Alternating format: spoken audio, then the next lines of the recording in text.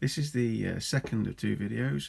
The first one I showed you how to make the actual forms of these out of plaster of Paris. So you've got your little hexagons, and this video is all about how we paint them.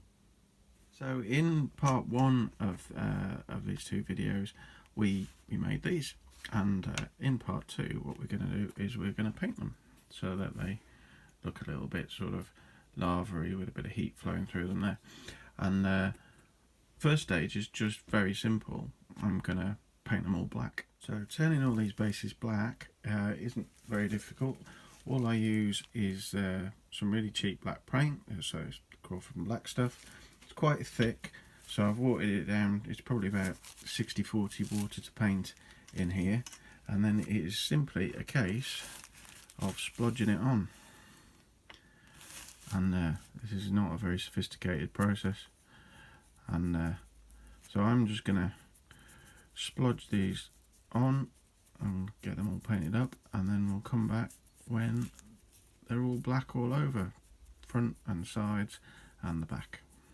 Okay, so the bases are now painted black, and despite my best efforts there's still little bits of white showing through, probably where I've knocked them and chipped the paint, but anyway, they're as black as they're going to get. So what we're going to do is start putting some colour on. So for these, what we need, I'm going to start with a base of corn red, but any dark red paint will be fine. And we're just going to dry brush them on. Now I've got two dry brushes for this. I'm going to start with a bigger one, and all I'm going to do is, it's not really dry brushing. I'm going to get some of the paint off, but not as much as you would with dry brushing, and then I'm just going to pick out a couple of areas on here, down here and down here, where I think the heat flow might have been a bit higher, and I'm just going to start getting the red on there. I said it's more than dry brushing, and rather than going for the raised edges, I'm going for the sort of flat sides either side. Is it called over brushing or something like that? I don't know. Anyway, I'm putting red paint on a little piece of plaster of Paris like that, where I think I want the heat to show through to start with. So I'm going to keep doing that for a bit, and then we'll look at it when I'm happy with it. Okay, so that's the first red on there, and I'm reasonably happy with that. I think that's going to look okay. So next stage is exactly the same, except this time we're going with this blazing orange, or whatever the equivalent is, Fire Dragon Bright or whatever. Any orange paint will work fine. And then this time we're going to start more towards the centre of the cracks that you think where the highest heat flow is going to be. And I've knocked more of the paint off this time, but I'm still more going for the flat edges, and I'm not sure I've got enough paint on the brush at all in this, but it's better to go slowly and work your way up to the level of colour that you want, rather than splodging it on and then having to start again. But that, you know, it's not exactly a disaster if you have to start again. But yeah, it is better to go slowly and just build it up, not in any rush. So I'm going to continue just to work. I'm using the smaller brush just so I don't spread out as much as I did with the red. And I'm just trying to brighten up that central area. So I'm going to continue to do that. So I've work that orange into the sort of central areas a bit. I hope you can see it's just started to brighten up where those cracks that I was interested in sort of bringing out a little bit were. And there is more of an element of edge highlighting here, because if you do see an edge that you want to emphasise with the orange, then go for it and try and pick it out a little bit.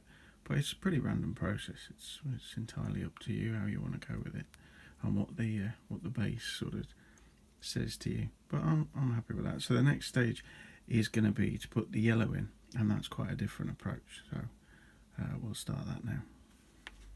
Okay, so final stage of the painting, we are going to put some lighter yellow into these cracks through here. So for that I'm using sun yellow, but any yellow will do, and I'm going to use my wet palette. So I'm just going to put a drop or two of sun yellow on there, and we just want some water, a few drops over there, and then we're just going to draw them together. Now, not making a big thing about mixing the two together, diffusion will sort that out over time anyway. But what I want to do is just start wetting the areas where I want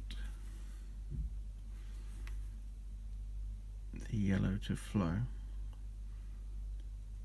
Now, if I draw it from this end here, where there's much more water compared to paint to start with, then I can see how the paint's going to flow along those cracks, and that's it really. The process is now reasonably, simple. It doesn't require a great deal of skill, which is good for me anyway. But all I'm going to do is start building up that colour. Now, experience suggests that what will actually happen is that I will begin to get bored of this quite long process and start using heavier and heavier pigmented paint. But in theory, we should have more pigment over here and less pigment over there, at least while it's starting to diffuse. So if I do want to increase the colour, now that I've got things nice and wet, I can just start dabbing in that yellow, and it will flow out and along those cracks where the water is, and you can see you start to build up the colour, and that's it. So you see I've got the colour starting to show along here in various places, but as that dries, that's really going to fade. So I'll let that dry, and then we'll see where we're at, and we'll go again. Okay, so that's that first layer of yellow dried, and as you can see, it's almost completely disappeared. It's just showing up there. So what I'm going to do is I'm going to keep adding in layers of that. So start by just wetting along where I want the colour to be. Obviously the paint's diffused a bit more now, so I have to be a bit careful because there'll be more pigment available in there either end. But if you make it wet, you can then make the paint flow where you want when you add in extra pigment. Okay, so I am going to continue to do that, continue to pick up the pigment and let it flow where I want it to. Okay, so that's that next layer dried, and you can see that the colour is starting to become a bit more intense. What I'm going to do now is I'm just going to go through the same sort of process, just repeat that as many times as necessary until I've got the level of yellow that I want. And the final thing I'd say is just where you want the intensity of the bright colours, the hotter colours, to be where you get intersections or you get deeper cracks. And the paint, if you've got the moisture, the wetness on the base already, the pigment will sort of diffuse away from that naturally. So you want to have that higher heat flow look where you get those bits there. Alright, so I'm going to continue on with this. Okay, so there's our base, and I think I'm finished with the yellow. I'm going to leave it like that for now, just in the interest of getting this video finished. But as you can see, you've got that sort of bright yellow fading out to sort of into oranges and reds, giving a sense of heat. But the rest of the base is really quite flat and boring, and the black. So what I'm going to do now is I'm going to dry brush Dawnstone and then a slightly lighter grey, and just give the rest of the base where the heat flow isn't obvious, give the rest of the base a bit more interest. So when we're dry brushing the black, we've got Dawnstone and a small dry brush, and again I can knock off a lot of the paint, but maybe probably not as much as I should, and then we just start going over the lighter at the middle of the black areas. Now I do like to leave a darker band next to the red, just because that seems to look okay actually, and maybe increase the contrast between all the colours. I'm not sure, but anyway, I like it. So what I'm doing is just lightening those darker areas, and as the paint comes off the brush, you be a bit more confident with the control that you've got, so you can sort of slap it on a bit more. But that just, for me, gives it a bit more interest. And then when I've done that, I also then go along on the edges and just do like a full highlight on the edges, and that's just, I don't know, to define the edges of the base really. Got nothing to do with making it look like anything in particular, so except for sort of shying away from where the bright bits are, I just go around the edge of the base, and I also do the corner bits, and that's it. So I'm going to go one more pass with a lighter grey, administratum grey in this case, but this is just maybe just to pick out a couple of edges, and again just give a bit more variety to things, but nothing drastic at this stage. You don't want a great big splodge of any particular colour on it, and we've got to that, and that's probably about it. So that's the first of those bases done. So what I'm going to do, I'm going to paint up the rest, and then we'll have a look at the whole lot together at the end. Okay, that's them done. They've had their washes and they've had their dry brushing over the top, and I've highlighted around the sides, just dry brushed, picked up the edges, and that's it. So there you go, lava bases. So just going to quickly show you how I get the miniatures on them, and then we're done. Okay, so we just need three things for this. We need a plastic base, we need the base we've just made, and we need some super glue. And we're going to super glue on the base. We're going to turn this over, line it up into the middle, and stick it on, and then just hold it for a few seconds.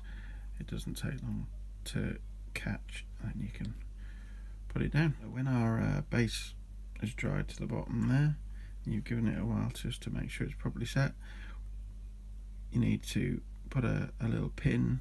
I use a little bit of paper clip drilled into the bottom of your base.